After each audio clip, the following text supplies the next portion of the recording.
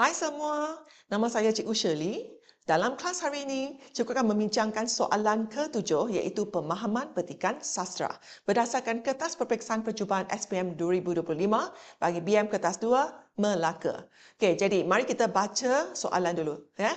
Baca bahan-bahan di bawah dengan teliti, kemudian jawab soalan-soalan yang berikutnya dengan menggunakan ayat anda sendiri.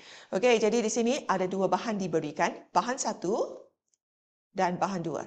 Okey, tapi cikgu sarankan kamu baca keempat-empat soalan yang diberikan terlebih dahulu, ya. Supaya masa kamu baca bahan 1 dan bahan 2, kamu akan tahu apakah benda ataupun perkara yang perlu dicari. Okey, jadi dengan itu kamu dapat jimatkan banyak masa, ya. Okey, kita baca soalan dulu. Berdasarkan bahan 1, berikan sebab-sebab Aiman berbangga dengan nama sebenarnya. Mengapa Aiman berbangga? Okey, jadi 2 markah, ya. Okey, soalan kedua pula, berdasarkan semua bahan iaitu bahan 1 dan 2, nyatakan kesan-kesan, the effect, jika tidak berfikir dahulu sebelum berkata-kata. Means if you don't think first. Okay, don't think before speaking. Okay, jadi 3 markah. Yang ni kamu perlu rujuk bahan 1 dan bahan 2, ya. Okey, kemudian untuk soalan ketiga pula, ni adalah berdasarkan pendapat anda. Okey, jadi nanti kita akan bincang soalan ketiga. Okey, bagi soalan keempat pula adalah tentang cadangan-cadangan. Okey, jadi maksud ni ialah soalan ketiga dan keempat, kamu tak dapat cari jawapan daripada bahan 1 dan 2. Tapi berdasarkan pengetahuan am calon SPM. Okey, jadi calon perlu guna pengetahuan am dan jawab soalan 3 dan 4. Okey, yang ni soalan kibat. Jadi soalan 3 ialah 3 markah, soalan 4 ialah 4 markah, ya. Okey, mari kita cuba cari jawapan bagi soalan 1, iaitu mengapa Aiman Akil berbangga namanya. Okey, bangga akan namanya. Jadi di sini, okey, Aiman bermaksud insan yang beriman. Okey, Akil pula bermakna yang berakal. Jadi ini ialah jawapan untuk soalan pertama. Okey, cukup, ya, 2 markah. Okey, kemudian untuk soalan kedua pula, jadi soalan kedua dia kata nyatakan kesan-kesan jika tidak berfikir dahulu sebelum berkata-kata. Okey, jadi di sini kita perlu rujuk bahan 1 dan bahan 2. Jadi dalam bahan 1, okey, nampak tak sini? Wajah Cikgu Farida spontan berubah, memercikkan darah amarah yang nampaknya macam tidak terkawal. Okey, sampai sini cukup. Jadi ini jawapan untuk soalan kedua, ya. Sini. Okey, manakala daripada bahan 2 pula, okey, kita cuba cari isi. Okey, jadi bahan 2 di sini kata nyatakan kesan-kesan. Okey, kalau tak berfikir sebelum berkata-kata, ya. Jadi di sini, okey, kamu perlu tahu, ya, maksud tersirat. Okey. Jadi di sini ibarat beringin, racun dan upas. Jadi maksud ni ialah ni akan apa? Memudaratkan hidup masyarakat. Akan memudaratkan hidup masyarakat. Okay? Kemudian untuk yang seterusnya, okey, sini boleh ditimpa bahaya besar.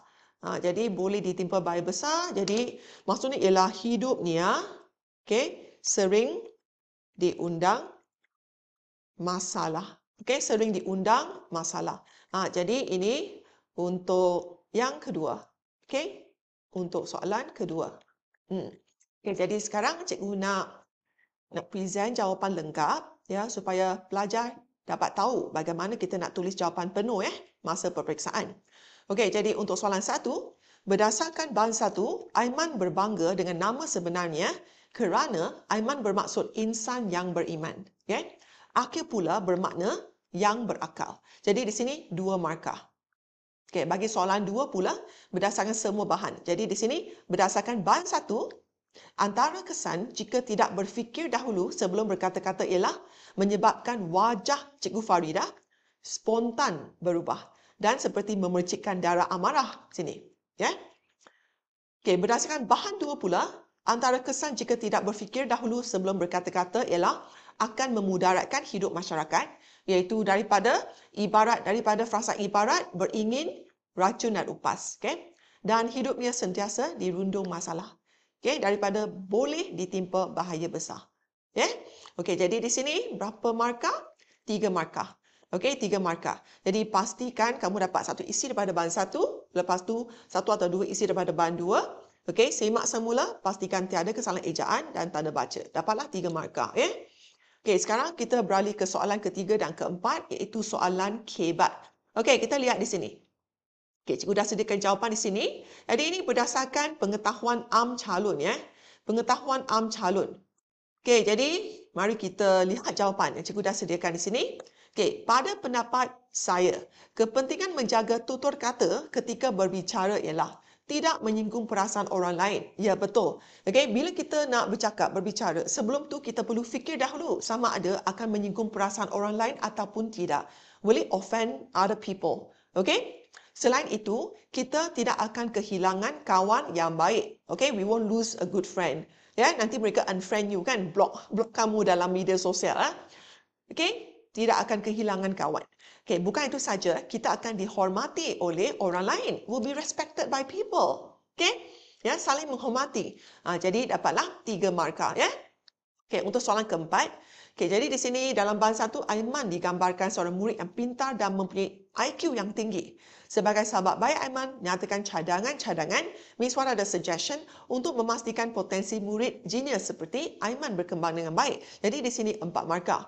Okay, sebagai sahabat baik Aiman, antara cadangan saya, jadi inilah cadangan, your suggestion ya, untuk memastikan potensi murid genius seperti Aiman berkembang dengan baik ialah memberikan sokongan dan motivasi kepadanya.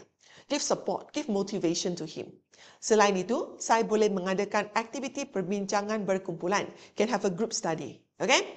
Seterusnya, saya akan menggalakkan rakan menyertai pertandingan atau bengkel. Ya, kerana kawan kamu seorang yang genius kan.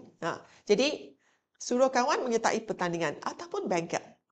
Okay, bengkel is workshop.